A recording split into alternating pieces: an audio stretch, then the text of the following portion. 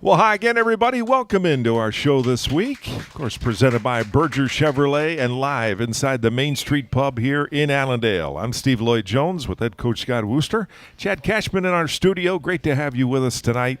Grand Valley coming off a win at Wayne State Saturday, 59-13, the victory for the Lakers in that one. Of course, we'll break that all down for you. A little bit later on in the show, we've got the homecoming game to preview as well. Michigan Tech coming to Allendale, and a good team, 7-2 overall. The Huskies coming in. In the middle of the show, though, a couple of guests. Who are we talking to, Coach? Yeah, today we a few weeks back talked to one of our ops personnel, Maddie Dickinson, and then our director of football operations, Nate Lewis. We'll be in talking a little bit about the meals, wheels, gear, Adidas, all the things that maybe you don't see necessarily on the in between the white lines, but makes it all happen, right? Yeah. And he does a phenomenal job. So be cool to get him on and dig in behind the scenes a little bit more with you, Steve. So that'll be exciting. Yeah. Get and then Trace Hergich, punter, senior punter that has had a really, really, really good career and then is having an outstanding senior year. So excited to get him on. He Chicagoland guy. It's an awesome story and just. When we need it, when we need the field flipped and we need a 55-yarder, it's 55. When we need them pinned down inside the 5, it's inside the 5. And, just all the little things, too. He's been involved with a couple fakes throughout the years. And, Yes. The specialist, got a special place in my heart for the specialist. I was a long snapper. That's how I got first on the field. And then these guys, I tease them. They got like a little union, right, because they don't necessarily have a position meeting. They're down there playing euchre. But Trace has done a phenomenal job leading those guys, and it'll be great to get him on, digging, where he's been and what got him to this point, and what he plans to do in the future. That's right. Sitting right now, number 2 in the country overall in his punting. And you want to speak about ridiculous, right? NCAA, they don't put him on there because he doesn't have enough punts per game. All right. So you're penalized for being on a really good team that doesn't punt very often, which – to me, is extremely. It makes it more challenging because there's teams that punt 5-6 times a game, right? Sure. They get in a rhythm, they can go. There's times that he only punts once per half. Yes. Right, and so it's a frustration of mine. I don't know if you guys, listening audience at home, viewing audience on YouTube, write your congressman, see if we can get that changed. Write your senator. Important. Yeah. Important for sure. They're really important things in this world. I like it. All right, so that's straight ahead. Up next, we're going to review the win against Wayne State. Stay with us as we say Nate Lewis coming up a little bit later on, Trace Hergich as well. And then a preview of Michigan Tech. It's all ahead on the GVSU Football Weekly Report on the Grand Valley Sports Network. We'll be right back.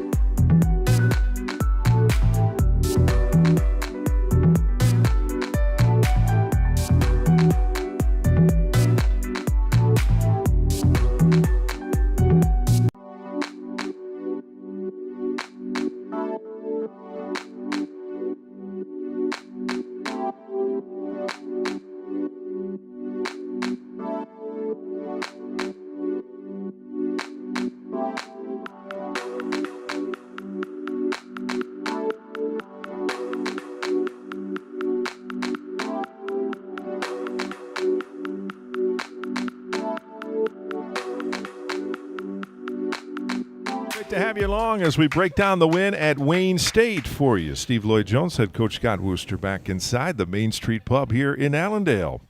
Well, the review of last week brought to you in part by Nawara Brothers Home Store, bringing you top name brands at low prices, and by Earhart Construction, the official construction company of the Grand Valley Sports Network. Well, Lakers win it big, 59-13. Coach, I got to ask you your thoughts on this. This was an interesting game because the first quarter and a half was not like the rest of the game. No. As you find yourself down, I don't say quite a ways into the second quarter, 6-3. But then a switch happened, and you guys took over from that point. But your thoughts overall? Yeah, no, I think just coming out of the gate, we tailored two different setups here on offense and defense. We deferred, or no, they won the toss. They wanted the ball. They go down the field, and they're getting some yards on us, and uncharacteristic, being able to run the football, converted a couple third downs. We stiffened in the red zone, played great red zone defense, which that was a frustration of 2 weeks ago. Not being able to get off the field down there on third down, but got the field goal kicker out there. We get the ball and just mow right down, right? Hit a couple of really good runs, hit a couple of good passes. We get in the red zone, and then 3 errors in a row, two errors right at the point of attack. We don't put the ball in the end zone, and then, just kind of play to, how do I say this? Just play to the level of what was going on to the field, which was a little frustrating. We didn't dictate the terms. A couple guys on their side, figured it. Let's make this a fight, right? Stirred up a little bit. Exactly. Yeah. And we stayed on the field that next drive a couple times via penalty. And rightfully so. A couple times, and a couple times some extremely frustrating calls. We get a guy suplexed. We get the 15-yard penalty. Anthony Cardamone gets hit 3-4 yards out of bounds. It's offsetting fouls, right? There's just a couple things there that really, really frustrating, and just kind of spiraled a little bit emotionally. I think end of the first quarter, into the second quarter, and there was a turnover right near the end of the second quarter, and I think that's what really got it rolling, right? I think Ryder Gravenhoff came in. He played a really, really good game. Comes in, recovers the fumble. We punch it in, and then it kind of gets going there. And at halftime, the message was clear, right? Like, do not go down to that level. And they had a couple guys that were just starting to incite it, get those 15-yard penalties. I think there were 7 unsportsmanlike called on us. Yes, a lot of those offsetting. Yeah. So that is not us. That is, we're an AND football program. That is not us. That is not how we play. So extremely frustrated. So I thought at halftime we handled that extremely well. The frustration is now you're playing careful, finishing a block, finishing on the quarterback, just worried about seeing a penalty. Sure. But I thought we handled it extremely well. There was one instance late in the fourth quarter, but get that third quarter going, and then you saw the synergy, right? You saw the synergy of offense, defense, special teams. We get them backed up, put some pressure on their punter and long snapper. We get the ball. A.J. Scott scores a touchdown. Great play by our punt return team. Offensively, we really get the ball rolling. I thought up front we played extremely well, led by Brett Weaver, Josh Martin. Frankie McFadden in his first start played extremely well. James Kent had a stretch there, was great. Fertney in the pass game got us really going there a little bit. Kellen Reed, LJ makes some big plays. Schuster, throwing the ball extremely well. And then all 5 running backs get in the end zone. Pascal, great run. KRD, Kellen Russell Dixon, from right down the road. He gets us. We were backed up one time. He gets us out of there, and a 31-yard run. So a lot of great performances defensively. Jabril Kandi really came to life, and he's been, playing really well, and has a big game for us. Tyus Jackson again, the entire defensive line. Anthony Cardamone, a couple pressures just unblockable, and just a joy to watch play the game. Elijah Baker playing extremely well. Torian White, another guy. Quinn Wills in the secondary. So a lot of guys contributed to this, but just love the synergy. We get the onside kick recovered. I think Basic puts a nice onside kick on the guy, and Kenneth Jones, I think, had the recovery. He did. And Trace flips the field a couple times. Keon Owens gets down there with some great coverage. So, that turnover gives us a short field and got it going in the second quarter. We compose ourselves at halftime, and then you really felt the complementary football in that third quarter, 28-point third quarter. And then really impressed being able to play. I think we played all 70 guys that we dressed. Chris Little's out there, has a great open field tackle, has a great interception, just a beautiful interception. Jason Hardy going back home to the 3-1-3, pick six, right? We have a wide open guy, and we miss him, throw an interception. Defense bows up again in the red zone, and Jason Hardy gets the pick six, 90-something yards. So just a lot of guys contributing to that, and that's the way we need to play all the time, and it's just a little bit of the frustration of this season it's been kind of lightning in a bottle, right? A third quarter like Northern Michigan, a third quarter at Wayne State. Yes, it felt like Northern Michigan. Yeah. And even the Ferris State game, we're playing really good offense, defensively having trouble getting off the field, and there's been those games that we can't get anything going on offense, but defensively we're playing really well. Yeah. Punt team's playing great, but we're giving up some yards on KO. So really felt, end of that second quarter, through that third quarter, and playing some young guys and playing really well all the way to the finish. Sans the last play, a couple guys have an opportunity to keep them off the board and keep that touchdown out of there. But we finished extremely well with some young guys really getting some of their first opportunities to play. I think we played 3-4 true freshmen, and 70 guys played. So that part's exciting too about what the future of the program looks like. Oh, But yeah. yeah, I've come on here and said this over and over, the dichotomy, right? Two things can be true at once. Really excited about seeing that in the late second quarter, third quarter to the fourth quarter, but really frustrated of that can be us. Like, that is who we are. That's how we can play. Let's do it for 60 minutes. Well, yeah, I mean, you end up scoring 59 points. I mean, as you say, lots of great stats. So in the first half, say the first quarter, even most of the second quarter, Wayne State seemed to be controlling the game. They were running the ball well. The changes you made, did you feel like that was more X's and O's on what they were doing, or a mindset? Mindset, okay. Yeah. Because all of a sudden it switched. Yeah, and Coach Lewis, I mean, there was, he called a few stunts, few pressures, but, I think those were being called, throughout the game. It was just a mindset and a little bit of, foot off the gas, put the foot on the gas, right? And it was the same thing offensively. Like, we started off super hot, get in the red zone and make that critical error, right? Or a couple critical errors in a row. So it's mindset, man. It is mindset, Steve. And, when we flip that switch and we're rolling. And, it can't be lightning in a bottle. Well, you end up, again, great totals in terms of offensive yards, 440 of that. I mean, you guys put up 440 total yards. Another great game on third down, by the way, yes. 5 of 9. Yeah. And you were 6 of 6 in the red zone. So, I mean, with 59 points. But the penalties, 11 in the game, you wanted to have a better performance there. But just imagine, I mean, less penalties and what you're doing. But, no, you're right. I mean, it was as if you guys flipped a switch. And the tail end of the second quarter, at the end of the first half, you get a couple of quick touchdowns, and then the third quarter just explode away from them. And they had no answer. They had no answer whatsoever. But great individual efforts. Kellen Reed, 5 grabs, 70 yards. Lynn Weichel, 4 catches, 81 yards. You had Andrew Schuster, 17 of 26 for 256 yards. And defensively, Torian Wyatt led you with 8. Anthony Cardamone was the GLIAC Defensive Player of the Week. He had 7 tackles, including a sack and a half. Yeah. Jason Hardy, the pick 6. So, yeah, I mean, the guys, they seem to rally well, and I think seizing this opportunity because you can still control a lot to what's in front of you. No question. And, we talked about it, finding a way in this tournament, right? And, there's maybe some style points that got to grab some attention. And as we turn the focus later in the show to Michigan Tech, really good football team coming in. That's got to be the mindset going into this game, but we can't wait, right? We can't wait for that play to happen, to get the ball rolling, to get the energy going, to flip the mindset, right? Like, we have to dictate the terms on that. We have to be in control of that. But no, really, really proud of the response. We talked about it a week ago.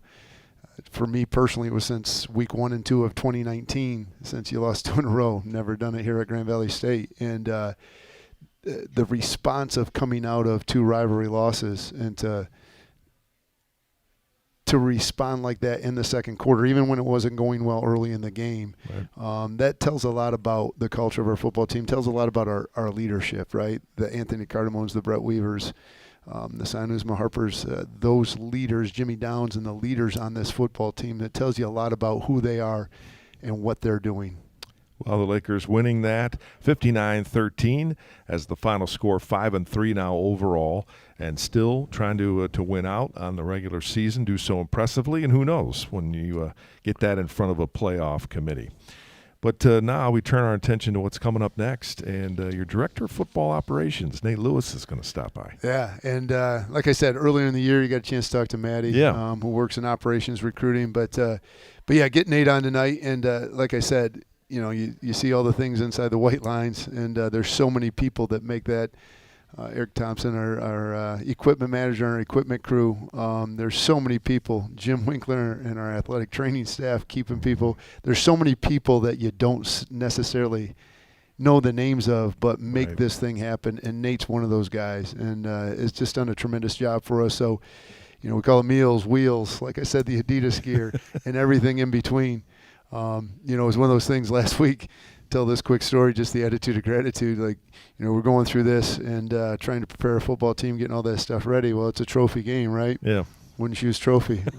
I don't say anything about it, like, right? You know, we say a little, talk about it early in the week, and, you know, the group of guys, he make sure that's on that bus and headed over there, right? Just so many little things that Nate and all these people take care of on the week-to-week, the day-to-day, that just – lets us do what we do best, and that's, you know, build the relationships, mentor guys, coach the game of football, and it's a tremendous attitude of gratitude to have some great people, right, and kind of in the background a little bit, right, but we don't do this alone. There's a lot of people that make this happen, and Nate's one of those guys. Well, it's like a football team, guys that do stuff that you never really see or pay much attention to, but are essential.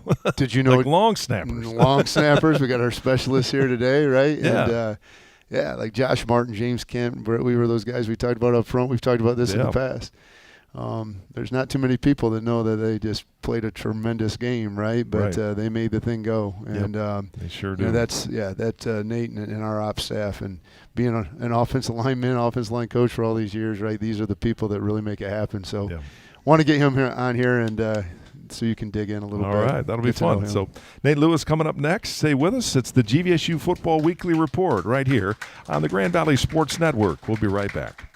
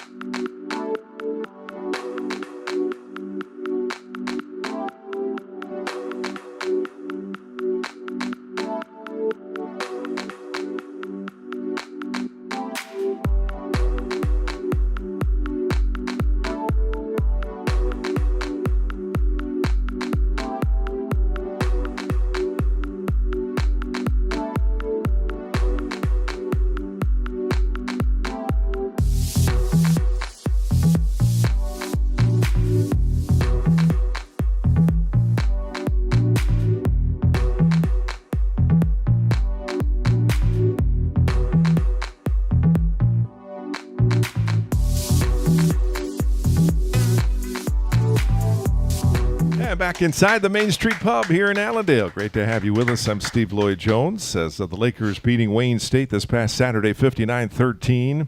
Our performances of the week presented by Trinity Health. On offense, great game by Kellen Reed, 5 grabs, 70 yards for him. And defensively, it was Anthony Cardamone, the senior, 7 tackles, 1.5 sacks. Both of those guys, the performances of the week, brought to you by Trinity Health. Well, as we shift gears now, we want to talk with one of the assistant coaches normally, but right now somebody behind the scenes to give us a little different perspective on things. Nate Lewis, our guest. This perspective presented by Fast Signs of Grand Rapids. Nate, great to have you here. Yeah, thanks for having me. So give us a little quick overview of how you would describe your job. What would you say? So the way I describe to people is meals, wheels, and gear. That's the 3 main things, but I pretty much handle all the day-to-day stuff behind the scenes that you don't see. I work a lot with compliance. I work with a lot of people in the field house, so like Josh, Tim Knott, pretty much everybody else that helps make this program run. All right. So how far ahead of time do you have to plan for a season? You know something's going to start. Let's say season goes, Labor Day weekend, you start up. So how far in advance are you planning meals, wheels, and all of that? Yeah, so meals, we try to get everything done at the beginning of the season. Obviously, week 1, we got to start in the summer. So usually around that summertime is when we really start to get going. With hotels, is that you guys too, or how does that Yep, work? yeah. So Natalie Marshall helps us. She works in the field house. She's awesome, so shout out to her. But she pretty much handles the contracts, and then once we tell her what hotels we want, she does the contracts, gets back to us, and then we talk with the hotels. So you got to be really good with details. Yes. How do you do that? Maybe you can teach me. Yeah. So my background, I was in the military, so a lot of that is detail-oriented, so I feel like that's really what helps me. Before that, didn't have a lot of detail in my life, and so that helps. So are you you like a notepad? Or you on a... Oh, yeah. Coach Wooster say I always have my notepad with me and then make a list, and I'm checking it off, kind of like Santa Claus. So for a home game, a road game would obviously seem like a lot more for you to do. A home game, what do you have to take care of? Yeah, so home games, for us, like as far as a typical home game, that starts on Tuesday. So I have an environment meeting on Tuesday afternoons. Pretty much everybody in athletics is there, and we're going over the details for the game. They ask what we need, and then we tell them, and then they do the best we can to provide. So shout out to Grand Valley State for that. So give me an idea. Environment, what are you talking? Like fireworks for the game? Not necessarily firemen. So we're talking security, timing of what the team's going to do. Parking is a big one because there will be a lot of times where we're leaving where the lots are opening up, so they're coming in. So timing, and then other teams as well. So sometimes other teams will reach out to me. Other times they'll reach out to Brent Tavis, and Brent Tavis is to let me know what they want to do, and I'm like yes or no, depending on our schedule. So okay. Do you guys have a game script that you have to go with? Yes, we do have a game script, so Josh does a good job with that, and then I look over that. So I look over that, and I take notes, and I keep mental notes, and then I keep a lot of my stuff to myself because I try to take stuff off the coaches' plates, but Coach Wooster needs to know something for the game script. I don't know, like, hey, we have to hit this mark here. So. The Director of Football Operations, Nate Lewis, our guest tonight on the GVSU Football Weekly Report. What is your favorite part about the job? What do you like most? Oh, man, I love the people. I love the athletes. They're 18 to 22-year-olds, and I remember when I was an 18 to 22-year-old, so I kind of remind myself that I was once in their shoes, and I want to see them succeed just like everybody else. Yeah. Is it hard when you can do a great job at what you do and most people don't know what happened? Is that hard to deal with? Yes and no. I'm my girlfriend. She's supportive, so she knows I do a good job, hopefully. But the coaches do too, right? Yeah, they do too. But for me personally, I think if nobody knows my name and nobody notices me, that means I did something right.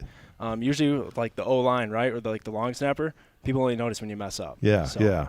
Is there like a cutoff point? Like, okay, at this point, you don't go to Coach Wooster and tell him anything needs to change. Like, is there a time like that?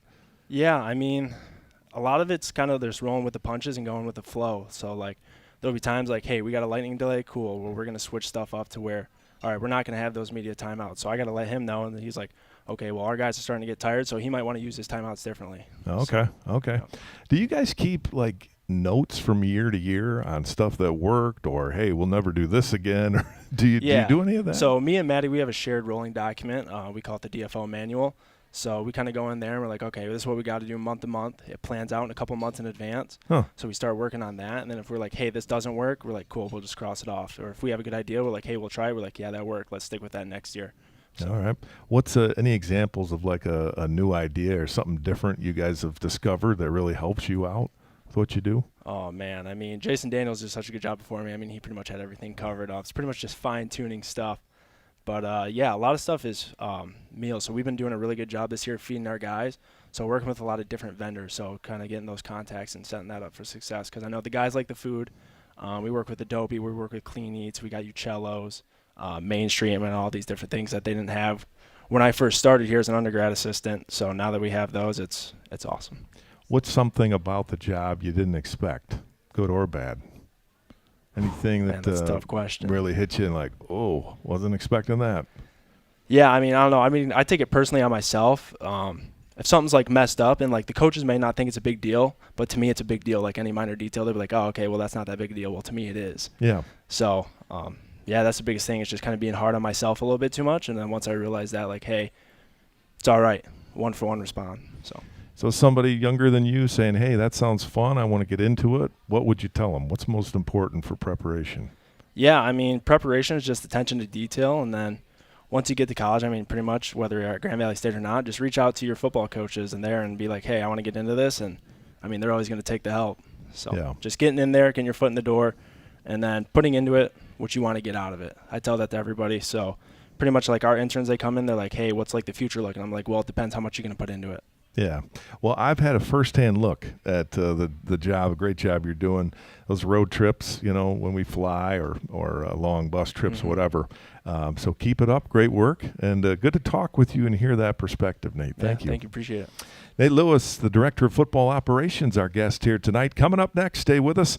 Punter Trace Hergich will be our guest when we return on the GVSU Football Weekly Report on the Grand Valley Sports Network.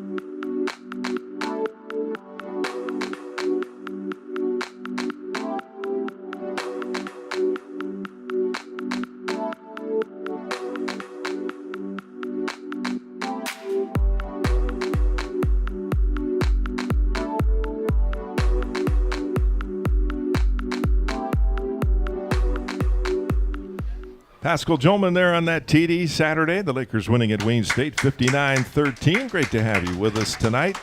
Hey, coming up Saturday, the Michigan Tech game homecoming. Reserved seats are low in number, folks. Keep that in mind. Standing room tickets still available. It's going to be a great afternoon for football. High of about 45. No rain, really no wind. So, boy, get your tickets for the homecoming game this coming Saturday. Student T-shirt giveaway. The first 750 students will be presented with some great T-shirts by Campus West. So make plans for Saturday there against Michigan Tech. Well, up next, punter Trace Hergich is with us, and this interview brought to you in part by Radco Apparel. Be proud to show off your brand, and by Flow Sports, where you can watch the GVSU Lakers all season long. Well, here's head coach Scott Wooster. Coach. Yeah, Trace, thanks for joining us tonight. Get behind the helmet a little bit here. Well, thank you for having me. Absolutely. And we got a little glimpse into the specialist life as you check out GVSU Lakers Instagram, Facebook. Got a little insight of the personality. Guys rolling around with a field goal, right? Yeah, we had a lot of fun doing that. Pretty sweet. But no, I just want to talk to you a little bit about the past, what got you going in football, a little bit of the present. And then what's the next steps? What's the next 50 years look like? So let's start. What got you into this? And I always love asking this question to specialists because a lot of guys, I started playing football when I was 8 years old. Yeah. Maybe not quite the same for you, right? No. So what got you rolling? Yeah, so growing up, two older brothers, played football through middle school peewee. My dad coached them, head coach, all the years. And then when I started playing first grade flag football, second grade flag football, third grade started tackle, and then fifth grade is that's when I started to take punting and kicking serious. I started, or a little bit. That's when you go under center, walk back, punt the ball, and I had fun doing that. And then seventh grade, went to my first Coles camp, and then ever since then I really started taking off with kicking. So what position did you play before you played the specialist role? So I was a wide receiver and a defensive back. Okay, all right. Skill player. Yep. Yeah, I played all that up and through junior year, and then senior year high school I started taking kicking. Little unique, not a ton of soccer in your background. No. All right, a lot of kickers, right? Come through club soccer, and then junior, senior year, get asked to come out to the football team. Not your story. Yeah, no, not one bit. I just, like I said, I had the interest, or just going under center, fifth grade, walking back, kicking. I just started liking it, and then sixth grade did the same thing. Seventh grade just started taking off, really. And then, obviously you can do both. You haven't had to do both here, but being that specialist in high school, being the kicker, being the punter, right? When was it you think where it really started? This punting thing is, I can be pretty great at this. Yeah, so I started taking punting more serious because I stopped kicking because I just didn't like the pressure. I just stopped doing that, and then started with my trainer freshman year of high school, Nick Lovinelli. He's always been through my past 8 years. I still see him to this day. He always gets me in the right mindset. Corrects me if I'm doing the little things wrong, just the little movements of the drop inside, drop too high, drop too low. Just he always makes sure I'm aligned right. Awesome. I'm glad he did that because it's paying off big time right now. Let's get to a little bit more of the present, right? Great career here, and obviously having just a phenomenal senior year, but hasn't been all roses all the way through, right? Yeah. Some setbacks. What have you gathered from some of those things, particularly through your career here? A couple of the highs, the lows. What have you learned from those? Yeah, what you say, always take everything with a growth mindset. If it's even when you're hurt, just still go every day with a growth mindset, and then everything will just pay off in the future. And I just still stick with that. Yeah. Stay on the present right here. I kind of joke around. Our specialists have a little union, right? Mm-hmm. And started back a few years ago when quarterbacks were going to punt, right? Yep. Took offense to that a little bit, but in a team first way, of course. But just talk about the relationship that is built in the battery, right? Yeah. And I think a lot of people don't quite understand the time you guys spend together. Don't necessarily have a position coach, like you said. You got some, maybe it's a trainer from home, or we've got an awesome resource that comes in and helps our specialists. But just talk a little bit about those relationships and the playing the euchre in camp and kind of hanging out during meetings. The trust that you have to have with one another, snap, hold, kick, snap, punt. So just talk a little bit about that. Yeah, so coming in my true freshman year, it was Josh Gorball, David Kresge, Sam Chinebaum, and then Colin Kralep coming in with me. And yeah, just like you said, we have like no meetings out during fall camp, so we just are always like bonding with each other, playing games, playing Xbox, just always just hanging out, really just having a good time. And then just growing together, just like building the connections over my years, and especially all the new guys like coming in. We're just every single day during practice, we're always like doing live operations, just making sure we get everything down, everything's like squared away, just making sure like we're like the best that we can be. No, and I think that's always what's been impressive, particularly about our culture with our specialist culture, is the amount of, we talk about discipline equals freedom, but a lot of times there's a coach in your ear, there's somebody directing you on you to give your very best. For you guys, it's a lot on your own, right? And when we're out on the grass practice fields, you're down in Lubber Stadium. When we're in Lubber Stadium, you're kicking over into the deck and the balcony and into the hill. Just talk a little bit about that drive, that self-drive that you guys have, that you have. Yeah, for me, honestly, I give all the credit to Nick Lavanelli, especially this year. I had one day in fall camp that I struggled with, and then later that day I had a 40-minute talk with him, and he was just saying just only control only control what you can control. Yeah. And that's just been engraved in my mind ever since. And every rep I get, I just try to take the best ability I can for it. That was good advice, because you're doing that right now. What about the future, the next 50 years? You're going to graduate in May. Yep. What's next for you, Trace? So I'll be training for the NFL draft and see where that takes me. And if that doesn't work out, hopefully we'll just be GA. We'll be back here. We'll see what we can do. All right. So it's in the blood now, right? Yep. But, as the scouts come through, there's definitely some interest, because the ability to flip the field, the ability to pin them deep, and it's the one thing I always tell the scouts as they come through, like, is he a specialist? And I say, well, what do you mean by that? Is he kind of quirky? Is he this? And I'm like, no, he's a football player. He's a football player. And made some big plays, not punting the football too, right? Yep. And not just holding. Go back to Nate Umler, first down, right? And there's been quite a few fakes and quite a few things that you bring tremendous value to this team. Yeah, and flipping the field and all that, but your leadership and the way you've approached this, like I said, the self-discipline, the drive, it's been phenomenal. So let's keep this going as long as we possibly can, right? Yep. And love you, man, and awesome year. Let's finish it strong, all right? Thanks, Coach. I hope we will. All right. Sounds good, Trace. Good to have you here tonight. Up next, Michigan Tech. We're going to preview the Huskies. That's Grand Valley there for homecoming. Welcomes in Tech here to Allendale. This is the GVSU Football Weekly Report on the Grand Valley Sports Network.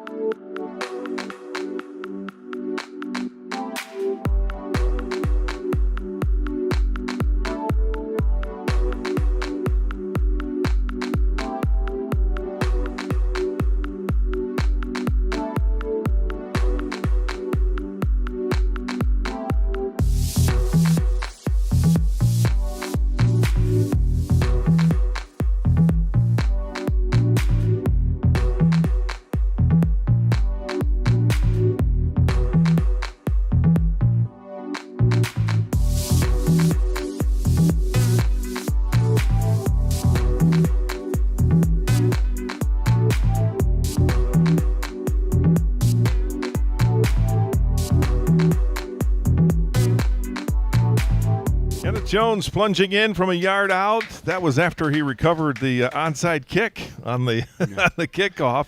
That was one of the stranger onside kicks I've seen, by the way. That line drive wasn't executed perfectly. Oh, okay. I was like, but wow, was that ever well done? Effective nonetheless. Sometimes the surprise factor. Yeah.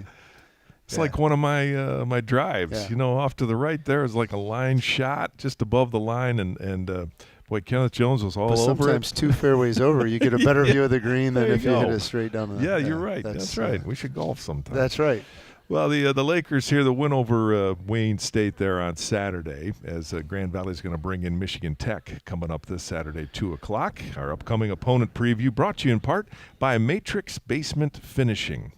They're going to be our game day sponsor as well on Saturday. So Michigan Tech, good team, 7-2, coming in here for homecoming, 2 o'clock start. And the Huskies, always tough, maybe even more so this year. No question. And you look at the history between the programs. We talked about it on Tuesday as we opened up the week. The Battle of the Big House, right? If you remember that back in the early 2000s. Yeah, 04. And I had originally in high school committed to Michigan Tech. My dad wanted me to be an engineer, right, and all that stuff, and I knew I wanted to coach. So changed that a little bit. But, played down at Wayne State, and then a couple years later I'm coaching at the high school, and we had a player up there, and they make the announcement that they're going to cancel football, right, and their alumni come together. And then Tim Selgo, Grand Valley State get together, the Battle of the Big House. And so the history of these two programs, it goes way, way back. And this year, it's a big football game and a playoff type football game because 7-2 team coming in, and their 2 losses are to the number 1 team in the country, and a 7-2 Upper Iowa team that is trying to knock on the door of the playoffs as well. So, really good football team. As you characterize them, they know who they are. There's an identity there. Coach Metlock. Tremendous respect for him. I've known him a long, long time, and he's an alum. Played quarterback there, a great player in this league, great player for Michigan Tech. They know who they are. There's an identity. You see it all 3 phases of the game. We talk about synergy and the complementary nature of football, and they play that style. The other connection of Grand Valley State and Michigan Tech is their defensive coordinator. Coach Thomas won a national championship here, and he's great at what he does and makes it extremely challenging. From a front standpoint, there's some challenges in there in terms of alignment, some of the pressures, some of the exotic things they do in their front. So, this is a big football game, and like I said, it's a playoff type atmosphere mentality for both our teams, right? They're trying to get that 7-8 spot in the region. We're looking to try to work our way in and show that we're that 7th-8th spot in the region, and excited about this opportunity, excited about this challenge. Well, let's start offensively with high-powered. I mean, it's 35 points a game. You think Michigan Tech, you think execution, discipline, short passing game, play action. Is that what it is, but just in a bigger scale, or what's type of and attack? You go historically, it used to be 2 back and ball control, and then kind of evolved into using the quick passing game, some RPO to control the ball. Used to get in the huddle, snap the ball with 5-6 seconds left on the play clock, and then they've kind of evolved now at the quarterback position. Got kind of a 3-headed monster, 2-headed monster there with Alex Bueno. Started the season off and got that thing rolling for them. Elliot Larner's come in. They've got a couple other guys that have played some really meaningful snaps for them. So there's a diversity there, Steve, I think, in terms of offensively. They got a great skill set. Chapney, the wide receiver crew, and then the offensive line, tight end, running back, offensive line, very well coached, tough, physical offensive line. So I think it's what you've seen before with, some dynamic players in there, particularly at the quarterback position, and scoring a lot of points, like you said. defensively, again, in the past years, you always thought of Tech as so tough through the middle. Less defensive tackles, middle linebacker, that kind of thing. I think they're good all over, but what defensively, how do you look at this group? Yeah, and you said it. I mean, I remember back to my days playing them, and then my early days coaching them in the 2000s there, and just got reconnected with one of their greats, Todd Storm, played defensive end for him, and he was – I remember we were at Wayne at the time, and we had Joe Long, guy ended up, being the Upshaw Award winner, going play in the NFL, a left tackle. And that matchup in 2011, it was like, I mean, just a fist fight. And I saw him just recently, a couple weeks ago. And anyhow, I think there is still those elements. They do it differently, but it's still that, right? They are going to eliminate the run. And they do it, like I said, it used to be through defensive line, these linebackers, but now it's they got some really they got a transfer defensive lineman that's playing at a really high level. They got a really good defensive line, but Coach Thomas is doing such a great job of the front alignments, the front movements, the pressure, and like I said, there's some exotic things in that nature that make it extremely challenging. And if you're not dialed in, they can get you. They definitely can get you. Yeah, and the other thing with Tech is there's a bit of unpredictability with them. We call it the fun zone. Yeah, they will. I don't know if it's just Grand Valley, but when they play Grand Valley, they'll pull out their bag of tricks. No, and it's who they are. And again, it's part of that identity, right? That it's kind of lull you to sleep, a 5-yard, 8-yard, maybe it's an incomplete pass, get back on schedule, and then when they break that 40-yard line, that 50-yard line, you better have your eyes right, right? Because it's the double pass, it's the reverse. Yep. They score, and then they're getting a surprise onside kick, similar to what we were just talking about last week. So trying to steal a possession, maybe that's a fake punt. They do a great job on punt return. They got 5 block punts on the year. We call it the fun zone. Fun zone. Yeah, right. They have that, right, that area of the field where we're going to go try to get one. We're going to go try to get a score. We're going to see if, every DB's got their eyes right, every linebacker's assignment is sound. It's kind of like the triple option we talked about, right? All 3 phases, the dive pitch or dive quarterback and pitch, and it's a similar deal that you better have your eyes on who you got to have them on in that zone because it's coming, right? It's in there. And the same thing, ball off the tee if they do get that score, because here's the surprise onside, here's this pooch kick.